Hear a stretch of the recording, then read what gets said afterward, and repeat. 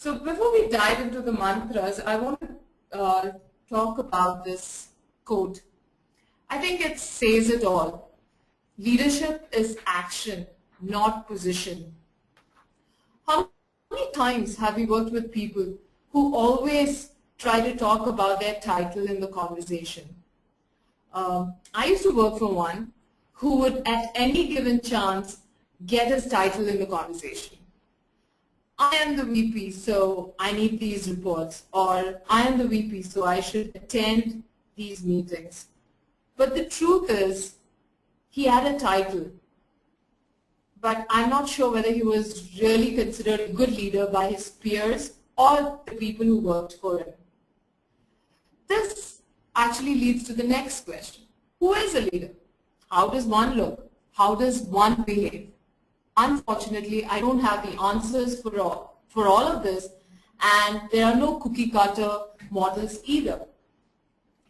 Leadership, I believe, can come and does come in many different shapes and forms. They truly don't conform to a template. Actually, they don't even follow a party line. Look at some of the well-known leaders like Mahatma Gandhi, or Indira Nooyi, or Jack Welch, or Narayan Murthy. They push the limits. For that matter, a colleague sitting next to you, he could be a leader. So they all look different, speak differently, come from different backgrounds. But one thing common is the personal satisfaction on job well done. I'm guessing on this webinar, they could be students, junior management, middle management, and entrepreneurs attending. And the only key message that I have is let your actions speak, not the position or title. Now, let me dive into my first mantra. Take a long view of the future. I started my career in Boston. Actually, I worked there for 12 years. And during those days, during my initial days of my career, there was one question that was asked in all the interviews consistently. In any interview you go, they would always ask this question. Where do you think you want to be in 3 years or 5 years? And especially when you're starting your job process, the first time you go for an interview, the only thing on your mind is you want to get a job. You wouldn't have thought, some of us at least, wouldn't have thought through where we want to be in 3 years or 5 years. I'm not sure whether this question is being asked anymore. Maybe because there was a startup boom, and as we all know, there are only 11% of the startups which are successful. Basically, what I'm trying to say is there's a lot of unpredictability. So maybe this question is not relevant. Nobody knows what's going to happen in 3 to 5 years. Anyways, I truly believe that this leadership quality of taking long view of the future should be on top of the list. Let me share one story. It's a pretty well-known story in the leadership circle. It's called the stone cutter story. So there were these 3 stone cutters busy working on cutting their stone, and a person walked up to them. He went to the first one and he asked them, what are you doing? So he said, the first stone cutter replied, I am earning a living. Then he went to the second stone cutter and he asked the same question. What are you doing? The second stone cutter said, I'm doing the best. I'm the best at what I'm doing. And then he went to the third stone cutter. The stone cutter thought for a while and he replied, I'm building a cathedral for people to worship. So when you look back, has this happened to us in our day-to-day life? Yes. On any given project, do all the people in the team know why and what they're working on?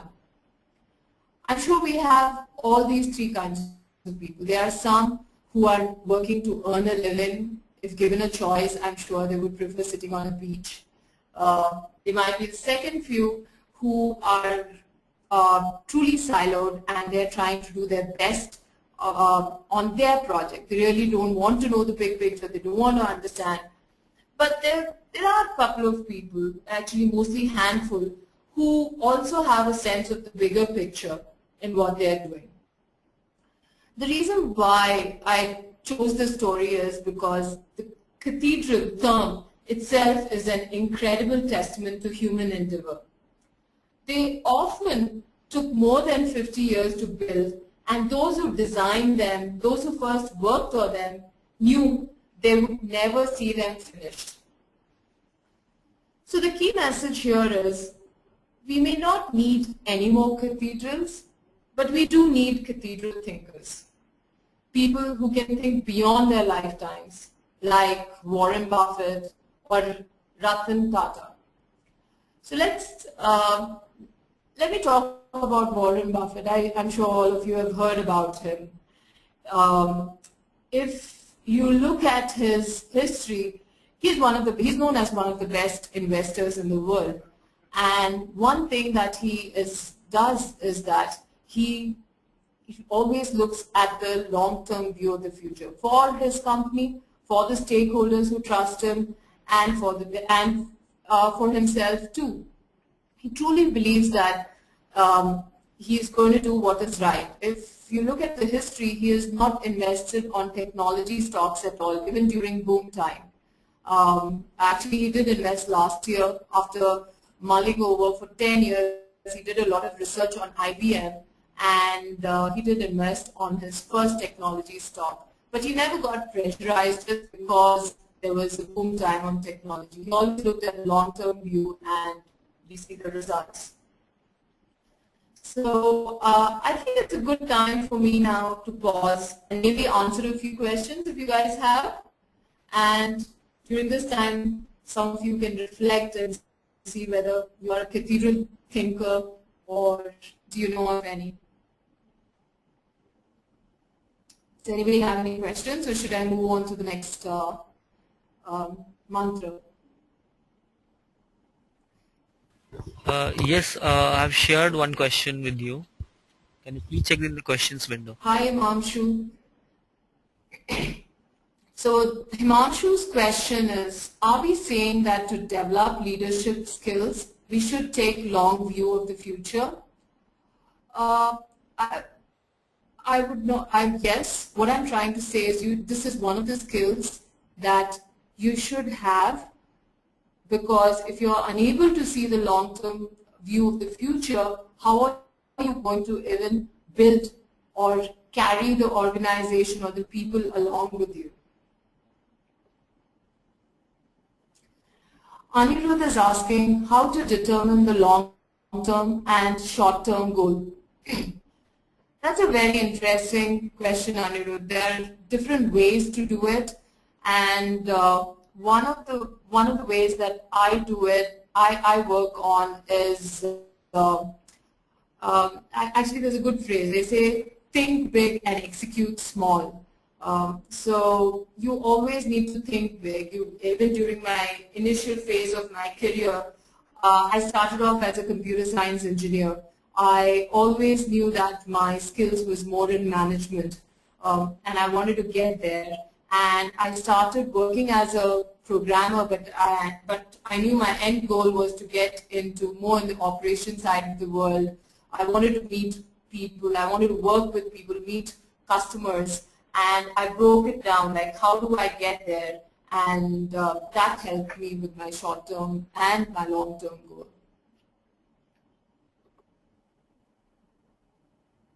Santosh asks a very good question. Is there any difference between a leader and a manager? Actually, there is. And as the anonymous quote said, leadership is action and not position. A manager is all about positions. It's all about title, about how many people he manages. He really doesn't care. No, I should not say really doesn't care, but it's more about managing things, not taking actions, not taking ownership in some cases, and not able to guide the team properly. So there's a huge difference between leadership and being a manager. Usually leaders are more proactive, while managers are very reactive.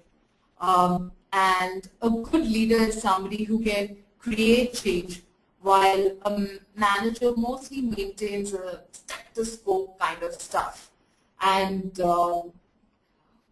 in my experience, I've worked with leaders who are not risk averse. They like to take risks, while managers, since they want to keep status quo, they just are pretty risk averse. In some cases, leaders come out as very passionate people. They follow their dreams. Not in some cases, in most of the cases. They truly follow their dreams. They really don't look at being popular, trying to please people, while managers are more controlling. They try to get things done.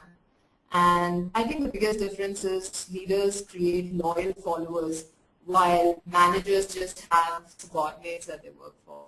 So I think those are some of the differences between a leader and a manager.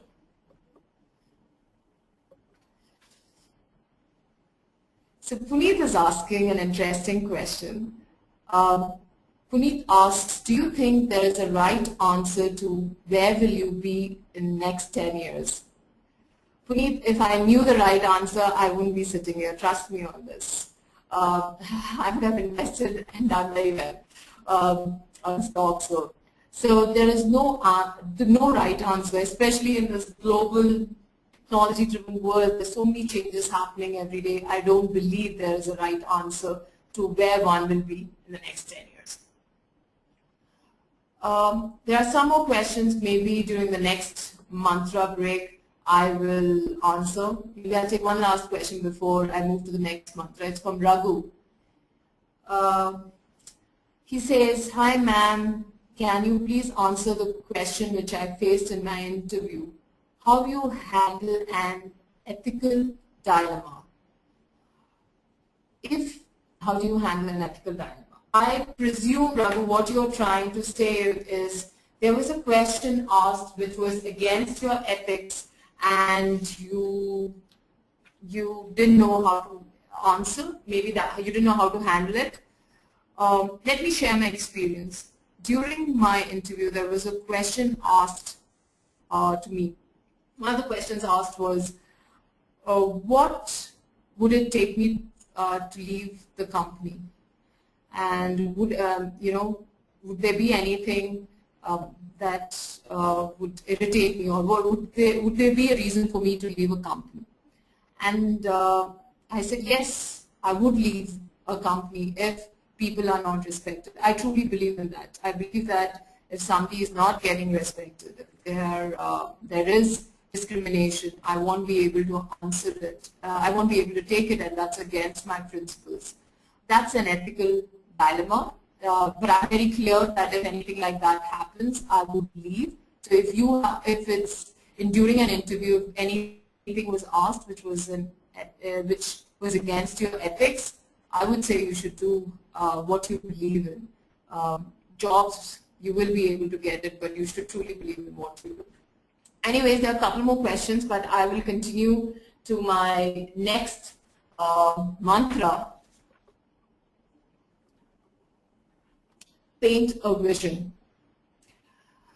I feel a leader should be able to see the bigger picture, but that is not enough. Leaders should also be able to share the vision and get the team also to dream about the same vision. How many times have we come across leaders who have a vision but are not able to convince or influence the team, and this in turn leads to vision not being executed? Many a times. It is very important for leader to see what is going on. As they say, seeing in the wood for trees. And to do that, one needs to get the attention off of oneself. Why is it important to get the attention off of oneself? Because this way the leader gets to see things from other people's point of view. Maybe understand their capabilities and also know how to help them. Coming back to my stonecutter story, do you think the third stonecutter was a leader? Maybe he was. He was able to see the long-term view of the future, but he would have been a good leader if his view of work was shared by his workmates. In the early 2000s, I worked for this startup which was founded by Mr. Chris Stone. He was the ex-vice chairman of Nobel, and currently he is a venture capitalist.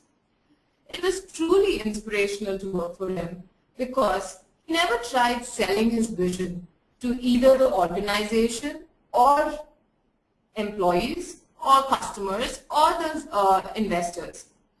But what he did really well is he tried to show us how it directly benefits us, what is in it for us, and how the specific needs can be satisfied. I think that's very key. In most of the companies that we work, we also know that what usually happens is we have this goal setting exercise. There are this management team who goes on offsite, or they get locked into a room, they come up with this vision for the company, and then they share it with the rest of the people, and usually it gets cascaded down, and we are supposed to align our goals and vision with that. And how many times does it really work? Do we really believe what they did is right? It's a top-down effect. So what people want to hear is not just the vision, but what they really want to know is how their dreams will come true and their hopes are realized. This again ties to mantra number 1. They want to see themselves in the picture of the future that the leader is painting. Perfect example could be Akhilesh Yadav. I don't think everybody expected him to win with so much support because of his ability to share the vision, to connect, and to build a vision together. So now is a good time for you to think, who is your leader that you want to walk with while I answer a couple more questions.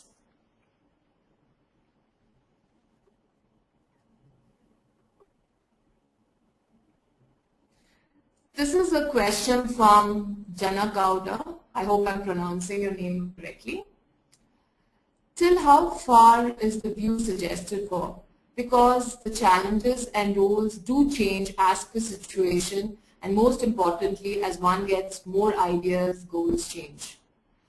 Very good point, Jana Gowda. So what I would say is, we need to have a vision, we need to have a goal. Even personally, at any point of time, we have a view. We should have a long-term view, but one thing what we should not lose sight is we should be open for course correction at any point of time. It's not necessary that long-term view that we have is the ideal one, and with ever-changing times, we should also be nimble enough to change it. So, very good point.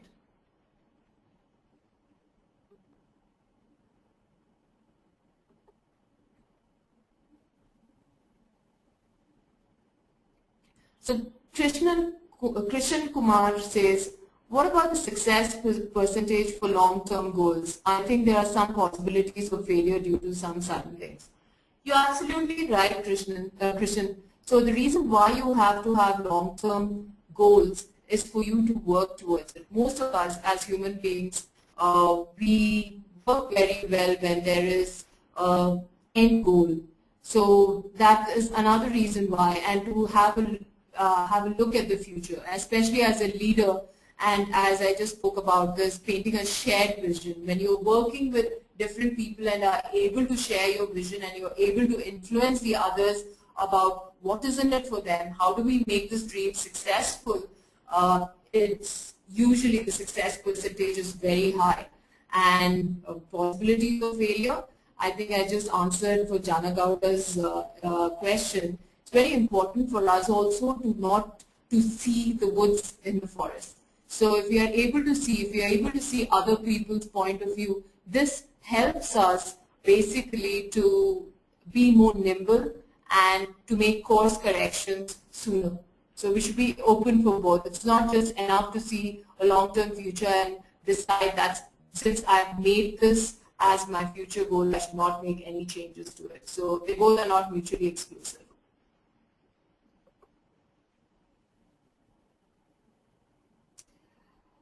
Rajneesh asks, what is more important for a leader?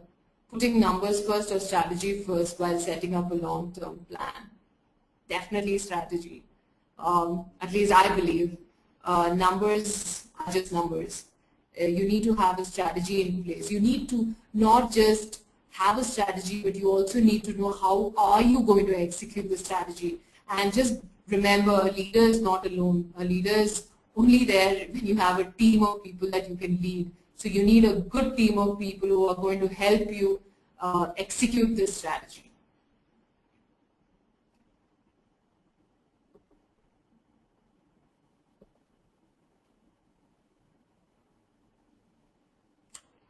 So Prasad asks this question, in the dynamic world with a lot of changes and business perspective dominating, does the big picture thing really work? Actually, Prasad, it's very important how much of a dynamic the world is to have a big picture.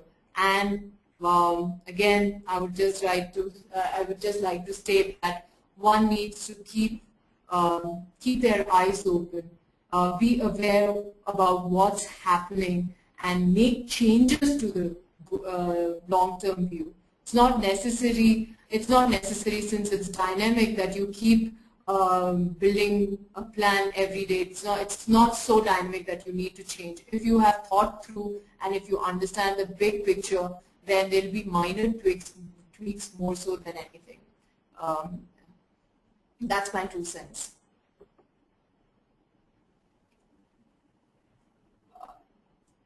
Rajesh Manikandan, he's asked, please suggest a few very nice books that you appreciate on leadership during this webinar. Definitely, Rajesh. Some of the books that I truly believe is How to Influence and Win Friends. That's by Dale Carnegie. That's something I read quite often, and I believe it's very, very helpful. Second is about leadership by Rudolph Giuliani. Outliers by Malcolm Gladwell, and also Jack Welch. And it's not just about books, there are many things. There's some coaches that you can follow. What got you